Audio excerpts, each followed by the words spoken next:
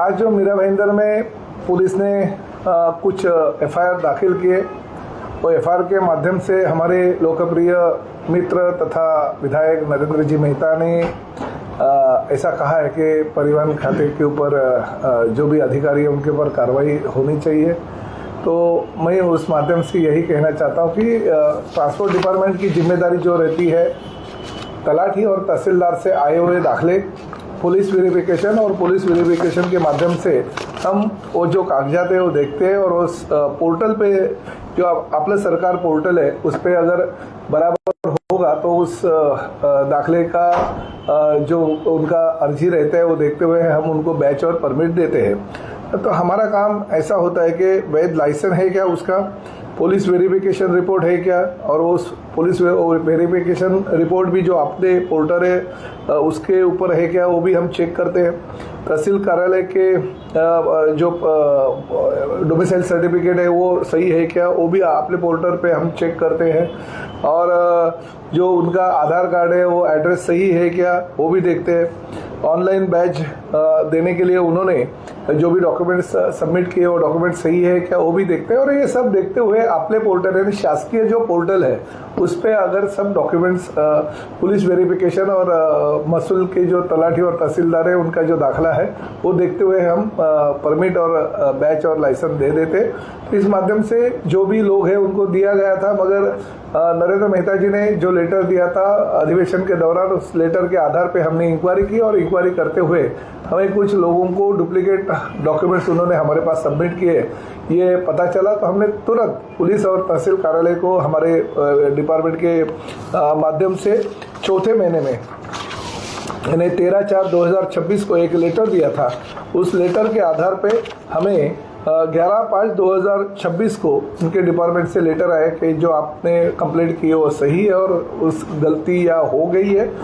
और उस माध्यम से हम कार्रवाई कर रहे हैं। और उस कार्रवाई के दौरान आज कुछ एफआईआर लॉन्च हो गया, ऐसे मुझे पता चला।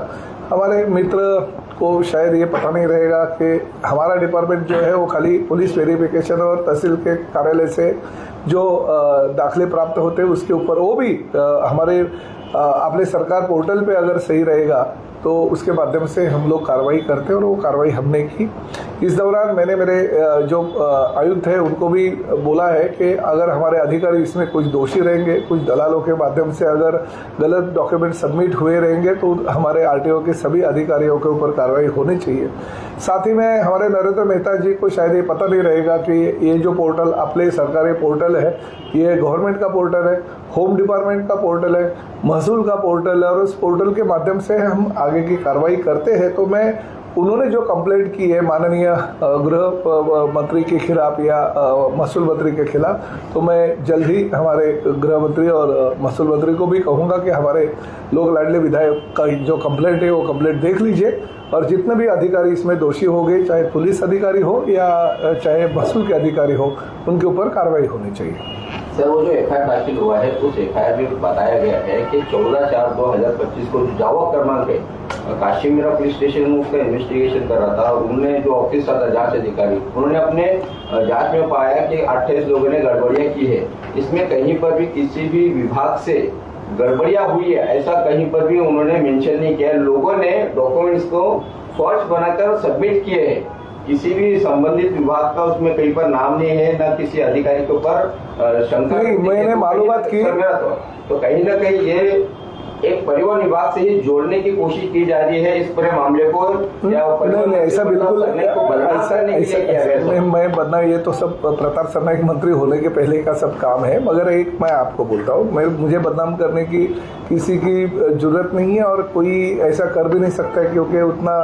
क्लियर मैं मेरे डिपार्टमेंट के माध्यम से रहता हूँ। मैं एक ही कहना चाहता हूँ, ये तो सब पुराने हैं। मैं मंत्री अभी 1.5 साल हो गया, मगर ये सब जो दिए गए हैं अवैध लाइसेंस ये बहुत पुराने हैं, तो उसमें मैं ये जोड़ूंगा नहीं। आखिर ये कुर्सी में बैठा हूँ तो जिम्मेदारी तो मेरी बनती है, मगर फिर भी मैं ये कहना चाहता हूँ कि आपले पोर्टल जो है वो सरकार के है, और ये जो उन्होंने एफआईआर लॉन्च किया है वो एफआईआर अभी लॉन्च किया। एफआईआर लॉन्च करने के बाद वो लोग छानबीन करेंगे, छानबीन करने के बाद में उनको लगेगा कि नहीं पुलिस के कुछ कर्मचारी दोषी है तो वो इन्वेस्टिगेशन में सामने आएगा। उनको लगेगा तलाठी और तहसीलदार अगर दोषी है वो भी इन्वेस्टिगेशन में सामने आएगा। उनको अगर लगेगा कि नहीं आरटीओ को कोई कुछ दलाल और आरटीओ के अधिकारी उसमें शामिल है, वो भी एफआईआर में वो तो सब चीजें नहीं रहती है, क्योंकि एफआईआर लॉन्च होने के बाद में उसकी इंक्वायरी होती है। तो ये इंक्वायरी होगी और मैं तो यही कहना चाहता हूँ, इंक्वायरी होती रहेगी बाद में, मगर हमारा डिपार्टमेंट अगर कुछ गलतियां करता है और हमारे डिपार्टमेंट के लोग अगर कुछ गलत तरीके से उन्होंने अगर दिया है तो उनके ऊपर कार्रवाई करने का स्पष्ट निर्देश मैंने मेरे कमिश्नर को दिया है। नहीं, लेकिन सर आपने अभी मराठी में जो बात किया उसमें आपने कहा कि आपके पास में जो रिपोर्ट आई थी और उस रिपोर्ट में 28 लोगों ने गड़बड़ियां की है या फर्जी उन्होंने बैच हासिल किया है, तो उनके बैच कैंसिल करने के लिए आपने सीएस से कहा है, लेकिन आपके डिपार्टमेंट के जो परिवहन विभाग के जो आरटीओ वो भी इन लोगों के ऊपर एफआईआर दाखिल कर सकते थे। नहीं, ये डायरेक्ट हम एफआईआर दाखिल नहीं कर सकते। इसका कारण ऐसा है कि हमारी गलतियां नहीं है, ये महसूल डिपार्टमेंट का है। महसूल डिपार्टमेंट के लोगों के माध्यम से एफआईआर दाखिल हुआ है, क्योंकि मेरा वही कहना है कि देखिए ये जो लेटर है हमने, क्योंकि हमारे पास जो डॉक्यूमेंट आज भी हम कहते हैं हमारे पास जो डॉक्यूमेंट है वो सही है, इसलिए हमने बैच और उनको परमिट दिया है। तो हम जब भी कंप्लेंट प्राप्त हुई तो कंप्लेंट के अनुसार हमने 13/4/2026 को हमने खत दिया है महसूल को, क्योंकि महसूल के डिपार्टमेंट के माध्यम से ही जो कागजात आते हैं उसके माध्यम से वो छानबीन होती है। और उनका लेटर जो आया है वो आया है 11/5/2026 को। तो उनका लेटर आया है कि उसमें कुछ गलतियां है, तो ये जो एफआईआर लॉन्च करने की जिम्मेदारी होती है वो महसूल डिपार्टमेंट की होती है। और उन्होंने भले लेट मगर अभी उन्होंने एफआईआर लॉन्च किया, तो अभी इसके माध्यम से जो छानबीन पुलिस करेंगी उसके माध्यम से सच्चाई सामने आएगी। मगर फिर भी सच्चाई जब भी आएगी तभी आएगी, मगर हमारे डिपार्टमेंट के अगर कुछ दोषी होते हैं तो उनके ऊपर तुरंत कार्रवाई करने के निर्देश मैंने दे दिए है। दूसरा ऐसा है कि इनके जो गलत तरीके से अगर उन्होंने बैच लिए और गलत तरीके से अगर परमिट दिए, तो जब ही हमने ये बात हमको मालूम पड़ी और उनका लेटर आया 11/5 को, उसी दौरान 11/5 को लेटर आने के बाद हमने तुरंत हमारे स्टेट की जो कमेटी होती है वो स्टेट के कमेटी के पास उनके परमिट और उनके बैच कैंसिल करने का लेटर ऑलरेडी दे दिया और नाम भी दिया।